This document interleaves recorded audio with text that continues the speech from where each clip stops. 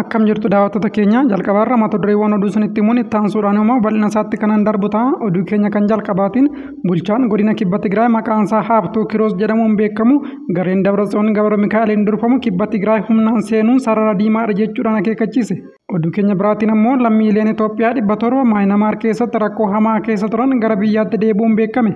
Gama biraatiin sooressa addunyaa kanaa Elon Musk bulchiinsa Tiraamp gadhiisuu isaa ibse. Oduu biraatiin naannoo Amaaraatti guyyoota 15 darban keessa qofatti konkolaachiftonni 30 ol butamuun ibsame. Akkam jirtu daawwattoota keenya oduu keenya guyyaarraa keessatti dhimmoota nama isiniif kaasee fi kan biroo bal'ina isaa kanan isiniif gabaasu ta'a. Isin immoo chaanaalii keenya laayik, sheer, sabskiraayib gochaarra gadhumaatti na waliin turaa isiniin jechaarra itti aansuudhaan gara bal'ina oduuttan darba. Gareen Dabratsiyoon Gabra Mikaa'el kibba Tigraay humnaan seenuun sarara diimaadhaa jedhan bulchaan godina kibba Tigraay Haabtuu Kiroos.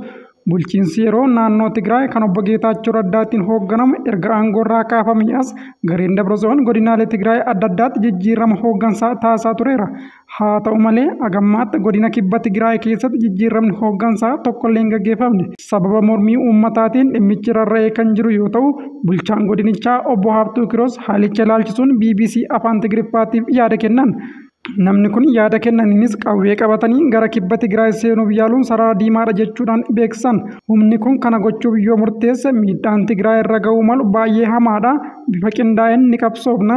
Shakkiin tokkollee hin jiru. Hunda caalaa uummanni kibba Tigraay haala kana gurmaa'ee ittisuuf dandeettii qaba jechuudhaanis obbo Haabtuu Kiroos dubbatan. Dhiyeenya kana magaalota kibba Tigraay keessatti mormiin gaggeeffamaa turuunis ni yaaddatama. Lammiileen Itoophiyaa 700 Maayinamaar keessatti rakkoo hamaa keessa turan gara biyyaatti deebi'an. Ministeerri dhimma alaa lammiileen Itoophiyaa Maayinamaar keessatti rakkoo hamaa keessa turan 700 gara biyyaatti deebi'uu beekse. Dubbii himaan ministeerichaa Ambaasaadar Nabiyaat Geetaachoo ibsaarra laataniin lammiileen gara biyya isaaniitti deebisuuf ammallee karaa imbaasii Itoophiyaa Niiw Deelii jiruun tattaaffiin taasifamaa jiraachuu beeksisan. Dabalataanis namoonni dhuunfaa fi dhaabbileen sobaa ministeerarraa bakka bu'ummaa qabna jedhanii fi biyya alaatti carraa hojii fi barnootaa dhiyeessan jedhan akka jiranis ibsaniiru. Namoonni dhuunfaa fi dhaabbilee sobaa kunneenis dhaabbilee dhimmi ilaallatuun hordoffiin taasifamaa akka jiran akeekkachiisan. Sooressa addunyaa kanaa Elon Musk bulchiinsa Tiraamp gadhiisuu isaa ibsame. Elon Musk bulchiinsa Doonaald Tiraamp keessatti caasaa baasii mootummaa hir'isu hoogganuun hojii mootummaa federaalaa baay'ee hir'isuun booda White House gadhiisuuf ta'uu beeksise. Musk miidiyaa hawaasummaa dhuunfaa isaa X irratti ergaa qoode kanaan Tiraamp hooggansa damee bu'aa qabeessummaa mootummaa yookiin Department of Governance Efficiency akka gargaaru carraa isaa kennuusaas galateeffate. Roobii kana galgalas White House Muskiin akka hojjetaa addaatti gaggeessuu jalqabuusaa BBC'n gabaase. Gaheen hojii isaa kan yeroo murtaa'aa ta'us hojii gadhiisuunsaa kan dhagahame garuu guyyaa tokko dura Musk seera wixinee Tiraamp qeequun boodadhaa jedhame. Oduu biraatiin mootummaan Itoophiyaa lammiilee isaa Saawud Arabiyaatti duutiitti murtaa'e baraaruuf xiyyeeffannaa olaanaa fi saffisaan hojjechuu akka qabu maatii lammiilee kanaa fi namoonni itti dhiyeenyaan dhimmicha hordofan yaamicha dhiyeessan. Lammiileen Itoophiyaa Saawud Arabiyaan du'atti murteessite mootummaan Itoophiyaa baraaruu dhabuun yaaddoo guddaa lammiilee Itoophiyaa biyyoota alaa jiraatanii ta'ee jiras jedhame. Lammiileen Itoophiyaa yeroo garaagaraatti daangaa Yemanii fi Saawud Arabiyaa irratti baala sammuu namaa hadoochuu waliin qabamanii kibba Saawud Arabiyaa magaalaa Naajiraan manadhaa Siijinaal Ammii jedhamu keessatti waggaa 5 haga 9 hidhamuun murteen du'aa itti murtaa'e eeggataatii jiru. Lammiileen kunneen daldaalota daddabarsa namaa seeraan alaa irratti bobba'anii baala sammuu namaa hadoochuu dirqamaan baachifamuun gara Saawud Arabiyaa seensisuuf osoo yaalanii daangaa irratti humnoota tika biyyattiitiin qabaman.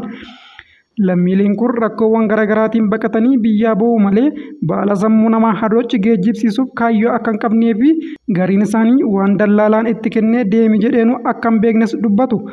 Fulbaana bara 2024 keessa lammiileen Itoophiyaa kibba Saawud Arabiyaa magaalaa Naajiraan manadhaa Siijinaal Ammii jedhamu keessatti hidhaman duutiitti murtaa'e. Bara 2024 keessa murtiin du'aa irratti murtaa'uu hordofee namoonni lama kan maqaan isaanii Muhammad Ahmad Shaaqabii fi Abdallaa Yuusuf Elemoo jedhaman kan dhalootaan Oromiyaa ba'an Harargee ta'an irratti murteen darbe gaafa fulbaana 25 bara 2024 raawwatamuun ajjeefaman. Caamsaa 20 bara 2025 namoonni lama kan maqaan isaanii Abdul Salaam Jamaal Muhammadii fi Abdul Samaad Naggii Muhammad jedhaman baafamanii murteen du'aa irratti raawwatame. Caamsaa 21 bara 2025 waaree booda namoota lama kan maqaan isaanii Badhaasoo Muhammad Jundii dhalataa Harargee lixaa aanaa Daroo Labuu magaalaa Milkaa'ee ta'ee fi Abdul Qaadir Muhammad Siraaj dhalataa Harargee ba'aa aanaa Malkaa Bal'oo ta'e irratti murteen du'aa itti murtaa'e irratti raawwatame. Maatiin lammiilee kana lubbuu isaanii oolchuuf ganda keessaa haga mootummaa federaalaatti iyyatanis furmaanni hin argamne jedhan. Mootummaa Itoophiyaa, Ministeera dhimma alaa Itoophiyaa fi Imbaasiin Itoophiyaa Saawud Arabiyaa jiru mootummaa Saawud Arabiyaatiif xalayaa yeroo garaagaraatti barreessaa turanis Saawudiin murtee du'aa darbe hin jijjiiramu jechuun diduu maatiin himan. Tibban ammoo xalayaan lammiileen kun ayyaana Arafaa dura akka ajjeefaman jettu bulchiinsa manadhaa Siijinaal Ammiif ergamuu kan himan maddeen kun hidhamtoonni kunneen maatii isaanii akka dubbisan taasifamuus himan. Sababiin mootummaan Itoophiyaa lammiilee kana du'arraa baraaruu dadhabeef sababa rakkoo dippiloomaasii Itoophiyaa fi Saawud Arabiyaa jidduu jiru ta'uu kan himan maddeen dhimma kana itti dhiyeenyaan hordofan. Kun ammoo lammiilee biyyattii kutaalee addunyaa garaagaraa keessa jiraataniif yaaddoo guddaadha jedhan. Oduu xumuraatiin naannoo Amaaraatti guyyoota 15 darban keessa qofa konkolaachistoonni 30 ol butamuun ibsame. Haalli nageenya naannichaa keessa jiru nageenya konkolaachiftootaa balaadhaaf saaxilee jiraas jedhame. Naannoo Amaaraatti guyyoota 15 darban keessa qofa konkolaachistoonni 30 ol namoota eenyummaan isaanii hin beekamneen butamuu isaanii waldaan konkolaachiftota konkolaataa fe'umsaa Xaanaa Addis Istaandarditti hime. Hoogganaan waldichaa sodaa nageenya isaatiif jecha maqaan isaanii akka hin dhaamne gaafatan tokko akka dubbatanitti butamuun konkolaachiftootaa bara 2009 irraa eegalee akka jiru eeruudhaan amma garuu sababa haala nageenyaa naannichaa keessa jiruun hammaataa dhufuu himan. Qaamolee yakka raawwatan seeraan waan hin gaafatamnee fi isaan to'achuun waan hin danda'amneef naannichatti namoota butuun akka damee hojii seeraan hin gaafachiisneetti yaadamaa jiraas jedhan. Itti dabaluudhaanis guyyoota 15 darban keessatti qofa konkolaachiftonni 30-40 ta'an qaamota hin beekamneen butamuus eeran. Walqabsiisuudhaan daandii Goondarii haga Ciilgaa haga Matammaa geessu baatii 2 tajaajila addaan kutuu isaas eeran. Daandiin kun baaqelaa fi oomishaalee bunaa gara Sudaan erguuf akkasumas shunkurtaa fi meeshaalee adda addaa gara biyyatti geejjibuuf kan oolu ta'uu yaadachiisuun sababa cufamuu daandii kanaatiin konkolaachiftonni gara kiiloomeetira 140 deemuun karaa Abrahaa Jaaraatti deemuuf dirqamaniiru jedhame. Daandiin kun ji'a 2 booda banamuu ibsuudhaan garuu banamee torbee keessatti konkolaachisaan FSR tokko butamuu fi konkolaachisaan biraa ammoo rasaasatti dhuka'ee ture keessaan miliqee bahuu dubbatan. Akka isaan jedhanitti lakkoofsi konkolaachiftootaa du'anii kanaan dura naannichatti bal'inaan mul'achaa ture kan hir'ate yoo ta'u kunis konkolaachiftonni halkan imaluu waan hir'isaniif ta'uu himan. Itti dabaluudhaanis meeshaalee yeroodhaan bakka itti geessuun barbaadametti geessuun baay'ee barbaachisaa ta'us garuu konkolaachiftonni yeroo barbaadanitti akka fedhanitti socho'uu dadhabuun isaanii kun akka kufaatii damee geejjibaatti fudhatamaa jedhan.